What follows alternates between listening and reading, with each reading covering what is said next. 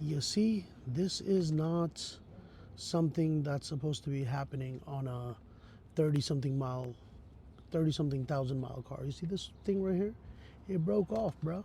All right, guys, so first things first, let's take a look at the car after about 2 years of ownership. It is a little bit dirty, so excuse the dirtiness, but besides the dirtiness of the car overall is in pretty decent shape. This is the other side of the car. Keep in mind, these things are not scratches, it's just like dirt and random stuff on the car. So I will get to showing you guys the scratches itself, but the car itself is in pretty decent shape, I would say. But as you guys can see, these wheels are not the standard wheels that come with the Tesla Model Y Performance. And I'll tell you all about that in a few. This is a paint job that I had got done after getting rear-ended. And as you can see, they did an absolute terrible job. You can see the paint is cracking here. And then the same for this edge right here. And then if I'm not mistaken, there's something else on this edge right here. Yep, there you go. So those are some of the paint defects. But this is not a Tesla issue. This is a issue with the place where I got the work done. So as far as the mileage on the car goes, I'm at 35,829 miles. So I'm talking with experience from this many miles on this Model Y Performance. So guys, the number one thing that I overall really do not like about this Tesla is the fact that the suspension is absolutely horrible. And I don't know if that's because I had the 21-inch Uber turbine wheels, or I don't know if that's because I'm in New York City and the streets are just absolutely trash. But whatever the case is, the Tesla is not the car for these New York City streets, at least in my experience with the car. Anytime you hit a pothole or you encounter a cobblestone road, and I know other cars are also equally as bad against those things, but something is just a little bit different with the Tesla. And in my experience, I've had two different rims, my back left rim and also my front right rim, get bent rims based on hitting potholes. And I don't know, that might be contributed to the wheels and everything, but nonetheless, I did have to end up changing my wheels within like 2 years. And that's not a cheap fix. And I also had to replace a couple of tires. The thing is, pothole or not, the problem is the Tesla battery is so heavy that no matter what, because of the suspension, no matter what, if you hit a pothole hard enough or in a weird angle, your car will not take it very well. So that's one of the things that I probably hated the most about the Tesla. So one of the downsides about the Tesla is when you're utilizing the climate control, whether that's the AC blasting in the summertime or the heat blasting in the wintertime, and especially the AC, right? Because the wintertime, all right, I'll explain the wintertime in a bit, but let me tell you guys about utilizing the AC, right? The problem is because of this panoramic roof and this huge, nice looking roof that we do have, right? The problem is it gets really hot in here. So unless you plan to totally tint out your car and avoid the sun getting in here, it's gonna get hot in here. So in order for you to battle that heat, you gotta blast that AC. And when you blast that AC, you end up getting less mileage, you know, than you're rated for. So in the summertime, if you're really blasting the AC, you'll probably get like right around 200 to 220 miles, probably somewhere around that range.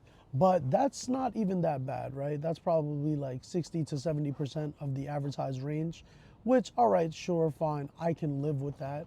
The real problem actually comes when it's wintertime. And in the wintertime, bro, tell me how one of the days, I'm pretty sure it was below 20 degrees, right?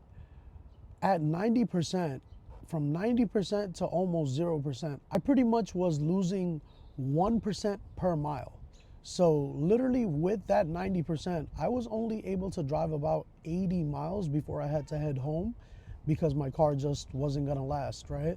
So that's a real big downside about wintertime. I mean, obviously I had to blast the heat. It's obviously cold, so blasting the heat 1 mile per percent, That's crazy, blasphemy, and that is absolutely terrible. But even besides that one anomaly of a day, even other days in the wintertime when it was below like 25 degrees and I was using the heat and I was driving pretty normal. I wouldn't say I was driving aggressively or anything like that.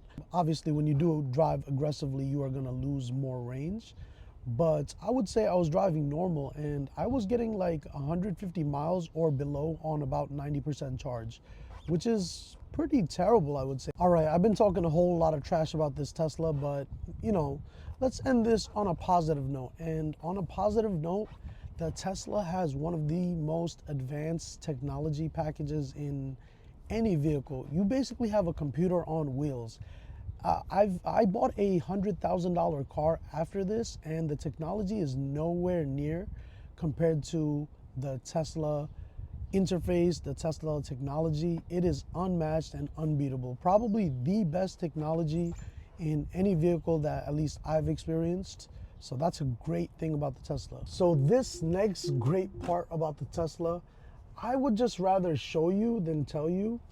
But like, to be honest, bro, this has got to be oh gosh, bro.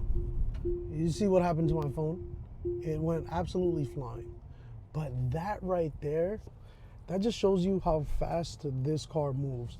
It is quite the fast vehicle. Let these people clear out. You see the giddy up on this car, bro? Do you see how it moves? It's just not normal, bro.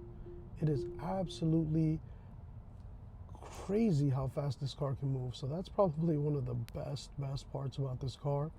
And that's the part I'm probably gonna miss the most out of anything. Oh, another quick thing that I want to talk about is that for such a small car, I'm really surprised at how bad the turn radius on this car is.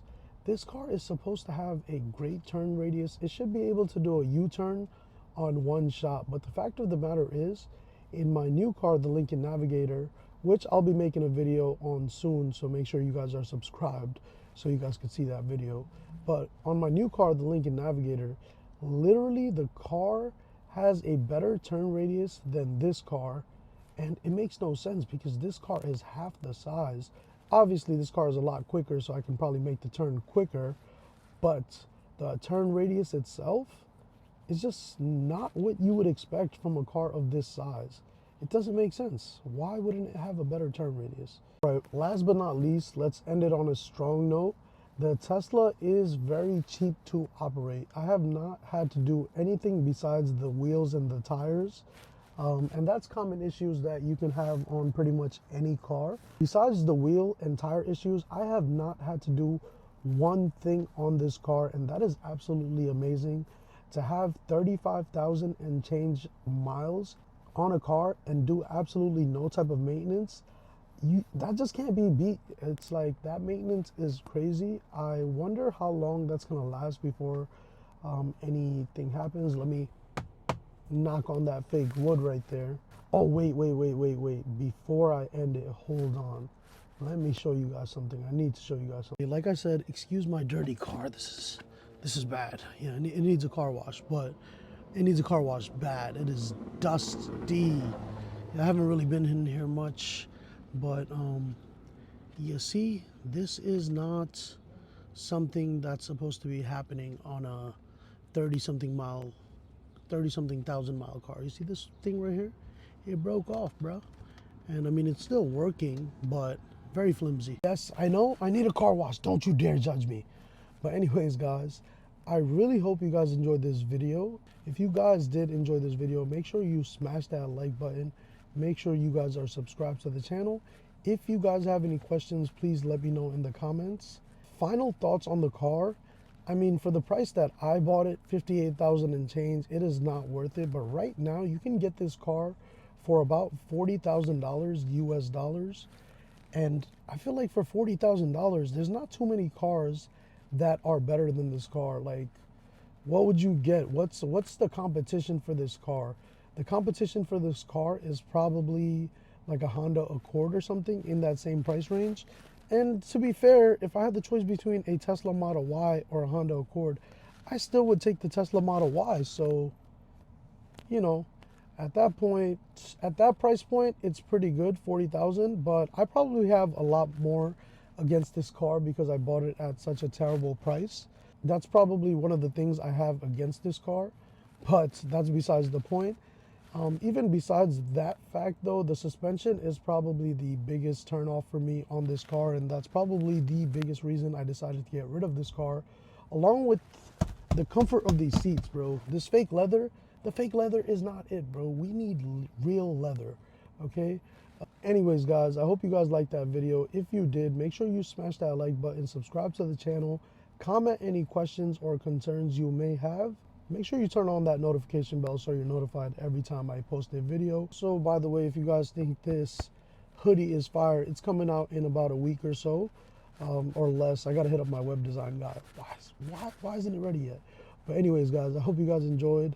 You guys already know the deal. Until next time, Escape the Matrix out. I'll see y'all later.